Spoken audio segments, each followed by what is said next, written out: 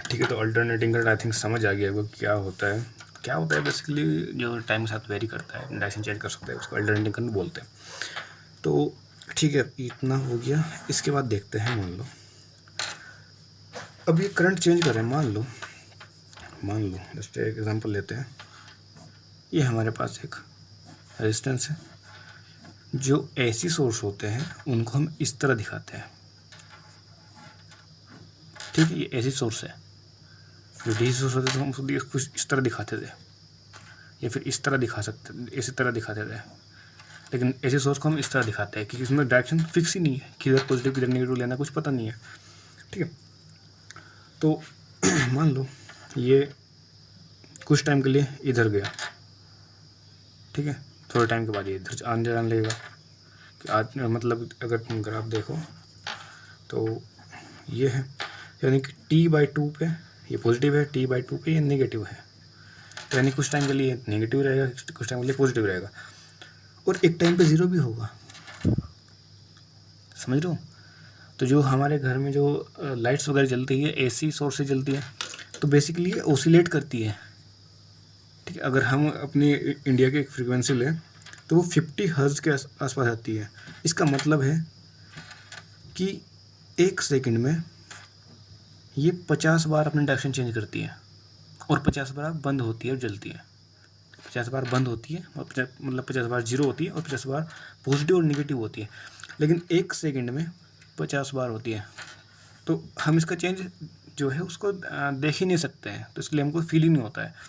हमारी जो आइज़ है वो 1/16 सेकंड, अगर कोई इससे कम टाइम में कुछ हो रहा है तो हम उसको देख ही नहीं सकते, हमारी आइज़ उसको डिटेक्ट ही नहीं करेगी, और ये 1/50 हो जाएगा, तो ये तो हम देख ही नहीं सकते हैं, ठीक है। लेकिन फिर भी अगर आपको अपना जो घर में लाइट्स यूज़ होती है वो बेसिकली एक सेकंड में 50 बार मतलब ऑन ऑफ होती है, बेसिकली कह सकते हैं ऑन ऑफ होती है। तो अगर आपको उसको फिर भी देखना है तो आप उसको फ़ोन के कैमरे से देख सकते हैं, लेकिन फ़ोन के जो कैमरे की जो शटर स्पीड है उसको आप कंट्रोल करेंगे तो आपको विजुअलाइज हो जाएगा बेसिकली कैसे वो होता है। तो बेसिकली ये होता है, वेरी करता है। अब एक क्वेश्चन आता है कि अगर मान लो हमारे पास दो करंट्स हो गए, एक डीसी एक एसी, ठीक है। मान लो ये 220 वोल्टेज है, ठीक है। तो हमारे घर में बहुत सी बेसिकली 220 वोल्टेज आती है। तो अगर हमको किसी तरह हमने किसी तार को छू लिया तो ज़्यादा खतरा इसमें है कि इसमें है, एक क्वेश्चन आता है बेसिकली। तो जब आप डीसी करंट को मान लो छू लेते हो आप अपने इसको 220 वोल्ट बहुत हाई वोल्टेज होता है, 220 वोल्टेज, तो अगर आपने उसको छू लिया तो वो आपका जो न्यूरॉन सिस्टम है वो काम नहीं करेगा। तो दिमाग जो है वो सिग्नल भेजेगा आपके हाथ को हटाने के लिए, लेकिन आपका हाथ नहीं हटेगा, तो बेसिकली आप मतलब स्टक हो जाओगे, आपको मौका नहीं मिलेगा, आपको झटका तेज लगेगा, ठीक है। तो इसमें और जैसे रही बात आपकी एसी की, एसी क्या है ना, उसकी 50 हर्ट्ज की फ्रीक्वेंसी, यानी एक सेकंड में 50 बार आपको चांस मिलेगा कि हाथ हटा लो, जीरो होना है 50 बार, 50 बार जीरो होगा मतलब 50 बार आपको मौका मिल रहा है कि आप हाथ हटा सकते हो, ठीक है। तो ये कम खतरे का है, खतरा ज़्यादा इसमें है, क्योंकि इसमें आपको मौका मिलेगा ही नहीं, इसमें आपको मौका मिलेगा लेकिन आपको मौका मिलेगा नहीं। लेकिन फिर भी जो हम बोलते हैं कि 220 वोल्टेज है, वो हमेशा मीन वैल्यू या फिर इसका औसत बोलते हैं, मीन वैल्यू बोल सकते हैं।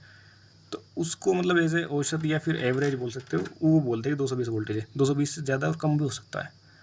तो झटका तेज आपको लगेगा एसी में, एसी में आपको झटका तेज लगेगा, लेकिन खतरा ज़्यादा किस में, डीसी में। समझ रहे हो? तो आपके पास एक सेकेंड के अंदर 50 बार चांसेस आते हैं कि आप अपना हाथ हटा सकते हो, लेकिन वो इतने कम होते हैं कि आपको सेंस ही नहीं कर पाते हो। तो अगर उस कंपेरिजन में देखा जाए तो डीसी ज़्यादा खतरनाक है एसी से, ठीक है। यार तुम्हें समझ आया होगा, इसके लिए वही क्वेश्चन था, वहीं चल करता है, ठीक है। एक चीज़ देखते हैं, अब बेसिकली जो हमारा एसी है वो वेरी कर रहा है, ठीक है। तो अब हमको चाहिए एक फिक्स वैल्यू के आसपास, ठीक है, एक फिक्स वैल्यू चाहिए इसकी कि एक आइडिया दे सके, जैसे हम एवरेज निकालते हैं। मान लो हमारे पास बहुत सारे डाटा है, 8 हो गया, 2 हो गया, 6 हो गया, 4 हो गया, ये हमारे पास डाटा है। तो हम इसका एवरेज निकाल लेते हैं, तो हमको एक वैल्यू मिल जाती है जो इनके जिसके इर्द गिर्द ये वैल्यू घूमती रहती है। तो वो जो एक वैल्यू है वो इस पूरे इन सब वैल्यू को एज रिप्रेजेंट कर सकती है। तो अब हमको ऐसे कुछ चाहिए अपने करंट या वोल्टेज के लिए, क्योंकि वो तो वेरी कर रहा है टाइम के साथ। डी से मतलब इजीली बता सकते हैं कि कांस्टेंट होता है। तो इस केस में हम अपना कैसे कैसे उसको निकालेंगे, ठीक है। तो उसके लिए जरा देखते हैं, हम चलो मीन निकाल के देखते हैं, मीन वैल्यू निकाल के देखते हैं। मीन वैल्यू किसे निकालते हैं बेसिकली, अगर हमारे पास डिस्क्रीट डाटा है, डिस्क्रीट डाटा है, मान लो ये है हमारे पास A1 A2 A3 AN है। तो अगर हमको इसका एवरेज लेना है तो उसको ऐसे लिखते हैं ए मीन, या फिर ऐसे लिख देते हैं। तो वो आएगा A1 plus A2 plus AN divide by N। ये आपने इसका फॉर्मूला पढ़ा होगा, समेशन ऑफ आई बराबर 1 से लेकर N डिवाइड बाई N, खत्म। ये डिस्क्रीट वैल्यूज़ के लिए हो गया। लेकिन जो हमारे पास जो वैल्यूज़ है वो कंटिन्यूस है, साइन के फंक्शन में, जो कि कंटिन्यूस ग्राफ है, उसमें कैसे करेंगे। तो इसका एक फॉर्मूला होता है बेसिकली। मान लो हमारे पास कोई फंक्शन है y बराबर है fx, ठीक है, और हमको x1 से x2 तक इसका मीन वैल्यू चाहिए। तो उसको निकालने का जो तरीका है वो लिख सकते हैं y डैश, या फिर ऐसे।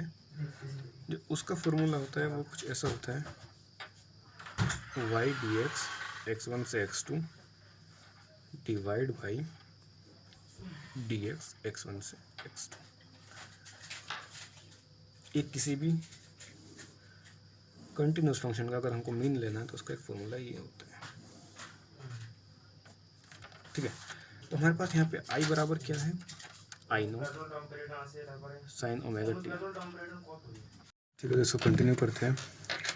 तो मीन वैल्यू अगर हम कोई कंटिन्यूस फंक्शन का निकालना चाहते हैं तो उसका फॉर्मूला ये होता है, integration of y d x y x1 से x2 और divide by integration of d x x1 से x2। मान लो हमारे पास आई बराबर I naught sine omega t है, हमको इसका मीन वैल्यू निकालना है फ्रॉम T1 से T2। कैसे निकालेंगे, बराबर I d t T1 to T2 upon d t T1 to T2, ठीक है। ये सिंपल फॉर्मूला हो गया। अगर इसको ध्यान से देखें तो जो ऊपर वाली क्वांटिटी आ रही है, it is nothing but area under curve from x1 to x2, क्योंकि इंटीग्रेशन हमको एरिया देता है बेसिकली। तो अगर हम इसका अगर एक और फॉर्मूला बन सकता है कि जो वाई डैश आ जाएगा वो आएगा area under curve from x1 to x2 divide by d x of x1 to x2। तो बेसिकली सेकंड फॉर्मूला,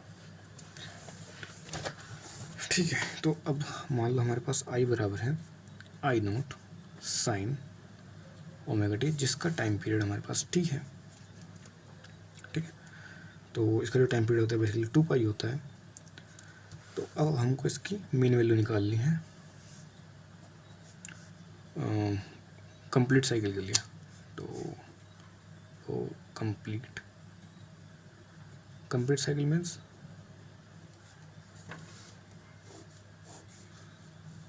यहाँ तक, ये पूरा कंप्लीट साइकिल हो गया। इसके बाद ये खुद को रिपीट कर रहा है, तो यहाँ तक इसका हमको मीन वैल्यू निकालनी है। कैसे निकालेंगे, वही प्रोसीजर से आई d T divide by D T, और टी बराबर कहाँ से कहाँ तक हो जाएगा, यहाँ से टी बाई 2 है तो ये टी है, तो टी बराबर हो जाएगा 0 से लेके 2 पाई, ठीक है। यहाँ भी 0 से लेके 2 पाई। सो आई डी टी आ जाएगा अपना I naught sine omega T d T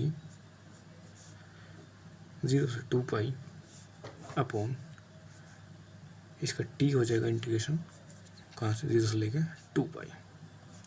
इसको इंटीग्रेट करते हैं तो आई नॉट बाहर आ जाएगा, कांस्टेंट है।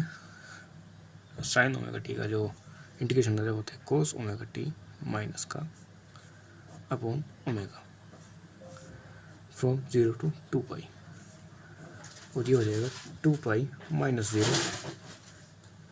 सो आई not into I naught by omega common ले लो बाहर, तो आ जाएगा माइनस का कोस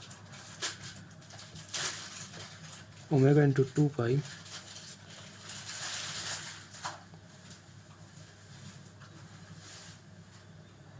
माइनस माइनस माइनस प्लस हो जाएगा कोस ओमेगा इंटू 0।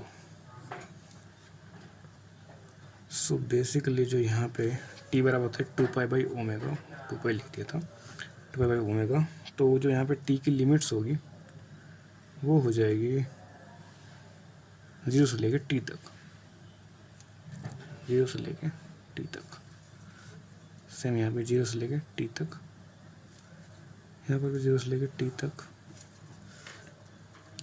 0 to t, और यहाँ पे t माइनस 0 हो जाएगा। तो यहाँ पे जब ये t के यहाँ लिखेंगे इंटू टी, और यहाँ पे 0 हो जाएगा, ठीक है, अपॉन टी। आई गेस समझ आएगा। यहाँ पे थोड़ा टी बराबर 2 पाई बाई ओमेगा होता है, तो हमको 0 से लेके कंप्लीट साइकिल के लिए लगाना था, टी से कैपिटल टी तक हम इसको इंटीग्रेट कर देंगे। I naught upon T omega, अब जो अंदर बना है इसको देख लो, minus cos omega into T की वैल्यू क्या होती है 2 pi by omega, 2 pi by omega plus cos 0 जो होता है अपना होता है 1, ये इससे कट गया, I naught by T omega minus का कोस 2 पाई प्लस 1, और जो कोस 2 पाई होता है वो भी 1 ही होता है, तो I naught upon T omega minus 1 plus 1 and it will be 0। तो जो हमारे पास आई आया है, इसकी मेन वैल्यू आई है जो कंप्लीट साइकिल के लिए, वो 0 आ गई है,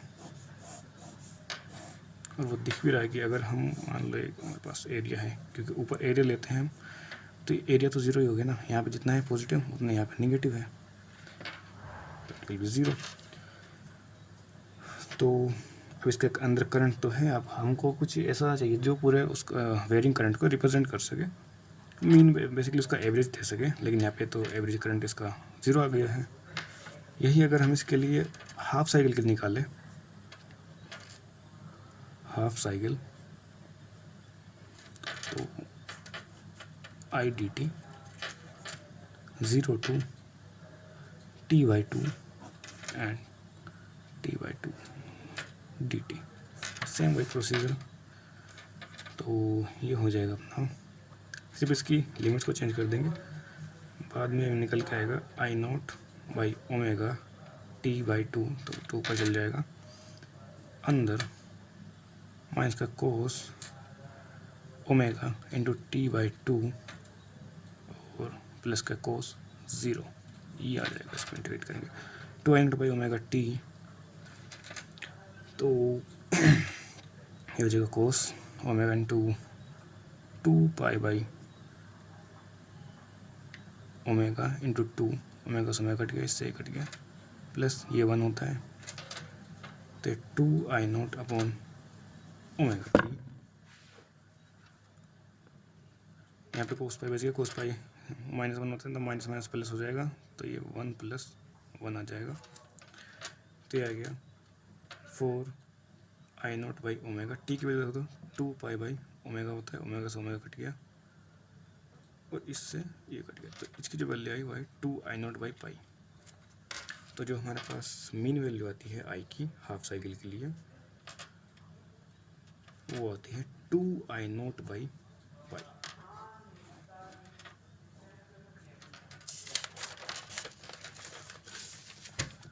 अब बेसिकली जो हमारे पास मान लो कोई लोड लगा हुआ है ये, ठीक है, और इसमें हमारे पास जस्ट सेकेंड, यहाँ पे कोई सोर्स लगा हुआ है, ऐसी सोर्स लगा हुआ है, और यहाँ पे हमने गैल्वेनोमीटर लगा दिया है,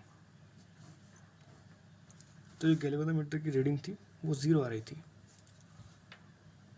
ऑब्वियसली 0 आएगी, क्योंकि वो 1 सेकेंड में 50 बार अपनी डायरेक्शन चेंज कर रहा है, डायरेक्शन चेंज। तो जो उसकी सुई है वो 50 बार इधर फिर ऐसे जा रही है, तो वो पॉसिबल नहीं है। अगर पॉसिबल भी हो तो हमारी आँखें उनको देख नहीं सकती, क्योंकि हमारी आँखें जो उसका जो वैल्यू 1/16 सेकेंड से नीचे जाता है तो देख नहीं पाती है, तो 1/50 देख ही नहीं पाएगी। तो ये 0 दिखा रहा था बेसिकली। तो एसी सोर्स में जो करंट हम मेज़र करते हैं वो करते हैं हॉट वायर एमीटर से। एक नई डिवाइस है हॉट वायर एमीटर, ठीक है। तो ये जो मेज़र करता है वो करता है आरएमएस वैल्यू,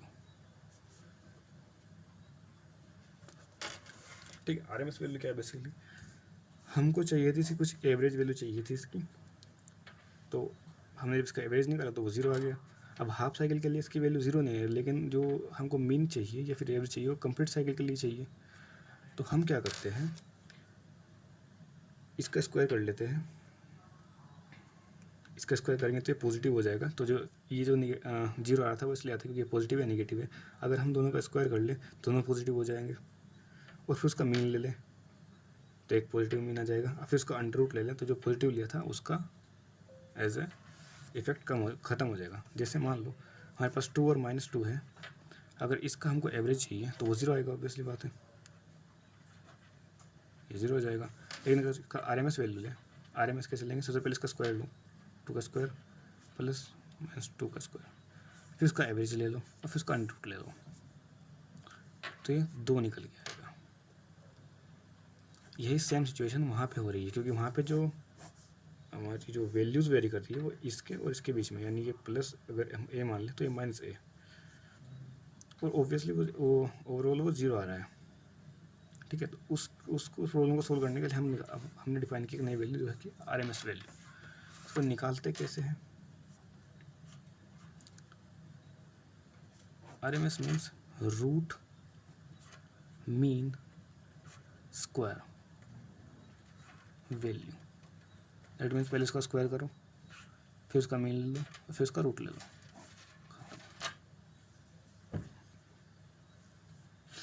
ठीक है। ओके, तो एक एग्जांपल लेते हैं। जैसे आई बराबर I0 साइन ओमेगा टी है, इसका हमको आरएमएस वैल्यू नहीं चाहिए, ठीक है। अब आरएमएस वैल्यू के लिए सबसे पहले इसका स्क्वायर करेंगे, तो आई स्क्वायर करते हैं, I square I0 square sine square omega t, ये आ जाएगा, स्क्वायर हो गया। अब लेते हैं इसका मीन, तो आई स्क्वायर का लेते हैं मीन, वही प्रोसीजर हो जाएगा। आई स्क्वायर, चलो ओवरऑल टी के लिए लेते हैं for complete cycle, complete cycle लेते हैं। तो I square d t upon integration of d T 0 से 2t एंड 0 to t।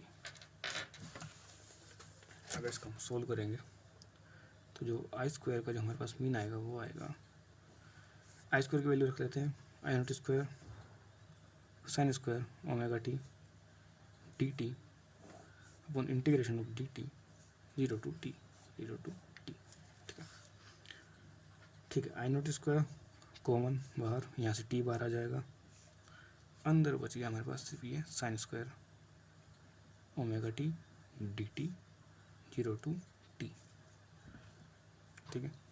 इसको सोल्व कैसे करेंगे बेसिकली, तो इसको सोल्व करने के लिए इसको कोस में कन्वर्ट करेंगे। अगर हम कोस 2 ओमेगा टी बराबर हो जाएगा 1 - 2 साइन स्क्वायर ओमेगा टी, तो साइन स्क्वायर ओमेगा टी यहाँ से आ जाएगा निकल के 1 - कोस 2 ओमेगा टी अपॉन 2।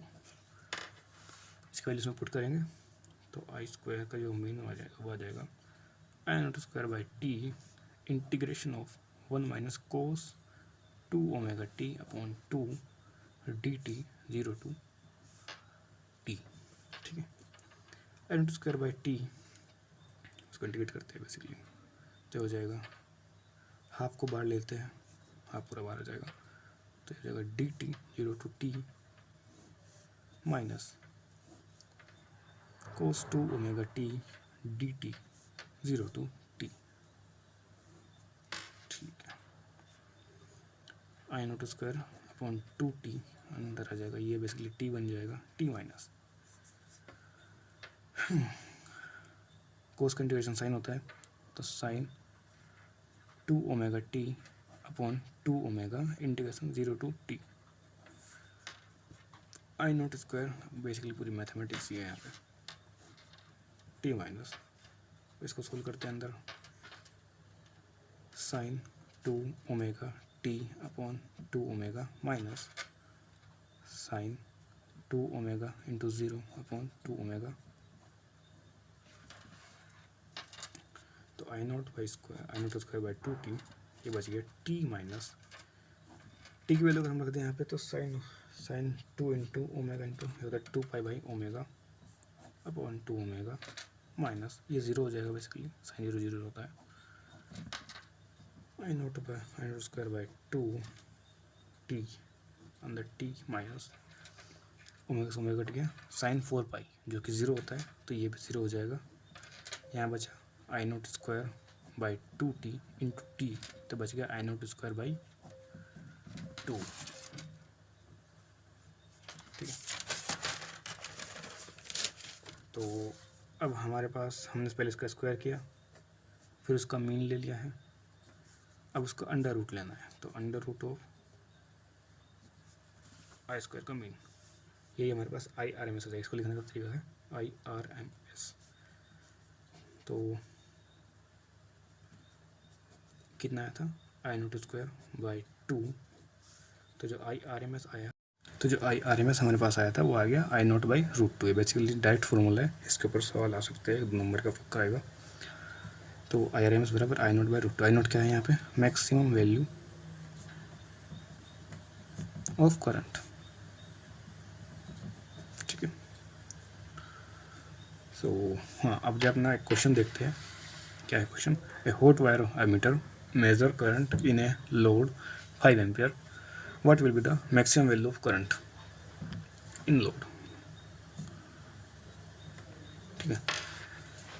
ए hot wire ammeter basically measure क्या करता है, आरएमएस वैल्यू, तो उसने आरएमएस वैल्यू क्या दी है 5 एम्पियर, तो आरएमएस 5 एम्पियर हो जाएगा।